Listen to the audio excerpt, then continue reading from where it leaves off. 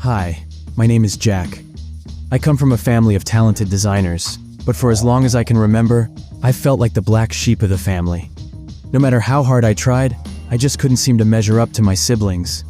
They were all so creative and successful, and I felt like I was always one step behind. But that all changed one day when I was visiting my grandparents' house. I stumbled upon a mysterious shirt in the basement and decided to try it on since there was a photo of a young grandpa in it. The moment I put it on, I was transported to a different time and place.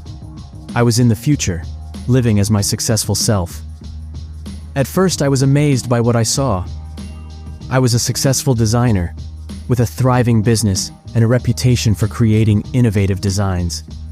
I was respected and admired by my peers, and loved by my family. But as I explored this new world, I realized that it wasn't perfect. My future self had made mistakes and struggled with challenges, just like I was doing in my present life. I quickly became addicted to wearing the shirt and accessing my successful future self. I used it every chance I got to escape the struggles of my present life.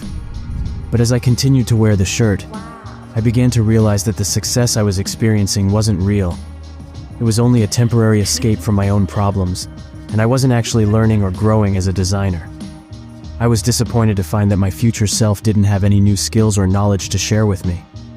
It became clear to me that the success I was experiencing wasn't just a result of the shirt, but also a result of the hard work and dedication of my future self. I realized that I couldn't just rely on the shirt to make me successful. I needed to put in the effort myself.